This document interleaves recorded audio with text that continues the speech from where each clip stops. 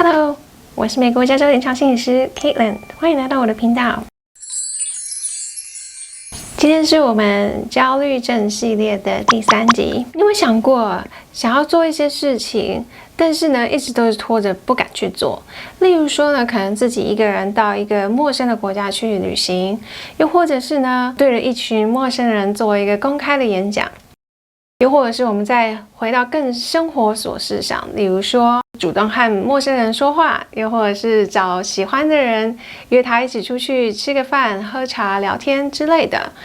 做一些跳出自己舒适圈的事情，但是可能自己一直都迟迟不敢做。当你对于某一件事情呢，因为你越是害怕，你越是不敢去做，慢慢你会发现你对于这件事情所产生的焦虑感会越来越多。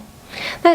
这个症状呢，这个现象呢，就是焦虑循环。今天我们就来跟大家讨论一下所谓的焦虑症的循环，自己看一下自己有没有陷入这样子的一个模式。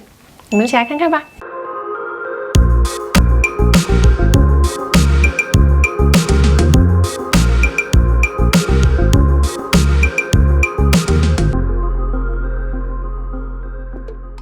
第一个阶段就是我们所谓的焦虑，那焦虑呢，就是代表说我们遇到一件事情呢，那会让我们感觉到特别紧张、焦虑、害怕、担心等等之类的。例如说呢，可能有些人他们会觉得说要跟陌生人说话会觉得特别的紧张，又或者是有些人会觉得要自己一个人出门会觉得特别的害怕，又或者是呢，有些人可能会在对于公开演讲这种事情，上台报告啦、上台演讲啊这种事情感到特别的紧张害怕。当一大堆人的目光对着你的时候，你就会觉得整个人心跳加速到快要不能呼吸的感觉。那这个就是一个焦虑感。当我们一有焦虑感的时候呢，我们就会感到很多让人感觉到不舒服的一个症状。那有些人呢，可能就是心跳加速啦、呼吸急促啦，那有些人可能是严重到觉得自己都快晕眩的感觉。那这个就是焦虑带来的一些症状。那当我们一有这样子焦虑的症状的时候呢，我们当下只觉得这个焦虑症状感觉太不舒服，我们就会想要赶快逃离现场。所以我们就来到了焦虑循环的第2阶段，也就是逃避。那逃避呢，就是代表说我们因为太不舒服了嘛，所以我们就会想要离开。那例如说呢，你可能在上台演讲，别人对着你看的时候呢，你会觉得自己整个人手脚都在发抖，然后说话都说不清楚，然后心跳非常的快，呼吸非常的短促，觉得自己快要晕眩，你只想要赶快离开，甚至不想要上台。那我们逃避呢，也有分2种方式。第一种呢，就是实质的离开。所谓实质的离开，就直接让自己从那个焦虑的情境离开，就不要在那个现场。那例如说呢，你不想要上台报告，你可能就会在当天呢打电话到学校请病假，这样你就可以避免掉上台报告的那个机会。那另外一种呢，就是情绪的一种压抑。那有些人呢，因为在面对焦虑的时候呢，因为太不舒服了，所以呢，可能就会做一些其他的事情，让自己可以把这个焦虑的情绪压下来。例如说，有些人可能在跟陌生人说话的时候，觉得很不自在，不知道说什么，或不敢跟别人说话，所以他们可能会透过其他的物质，这样子会让自己呈现一个比较放松的一个阶段。那这样就可以比较自在的跟人家说话。那这个是把我们的焦虑感压抑到一个感觉不到的一个状态的时候，我们就比较不会去感觉到焦虑，那我们就可以逃避那个焦虑的感觉。那这个呢，就是第2阶段逃避。那接下来我们就来到第3阶段，也就是一个短期的症状缓解。那因为我们逃避了，所以在那逃避之后，你的那个一瞬间，你会觉得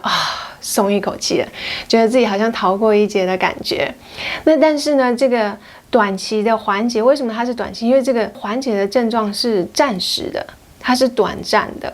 那它不会是长期的，因为你可能下一次你还是必须要上台报告，又或者是呢，你还是会有其他一些社交活动的一些机会。那尤其呢，像这样子短期的一个症状缓解呢，它不只是短暂的，而且它可能还有一些后果。例如说，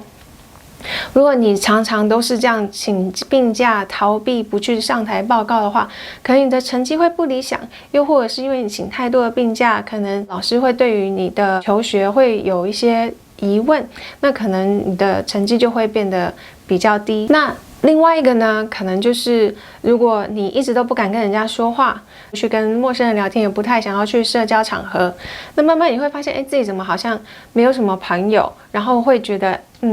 孤单寂寞，觉得冷。这个呢，就会进入了第4阶段，也就是一个长期的焦虑感的增长。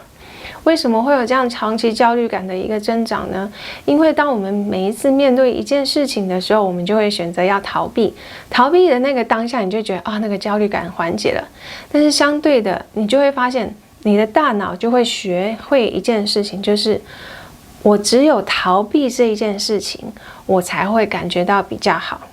所以每当有这一件事情发生的时候，我必须要逃避，我才会没有这样子的感觉。越是如此，我们就越是增强这样子一个逃避的行为。那我们越是增强这样逃避的行为呢，我们大脑就会认为这件事情实在是太可怕了，我一定要逃避它。所以呢，导致最后的结果就是我们越不敢跟别人说话，每一次只要有机会要跟人家说话的时候，就会开始觉得自己开始结巴，开始紧张，开始害怕，又或者是只要有任何机会是别人的目光对着你看，根本还不是上台演讲的一个状态呢，你就已经开始紧张害怕，然后觉得全身肌肉紧绷了。这就是因为我们对于这样子类似的事情呢，已经产生一个极大的焦虑感。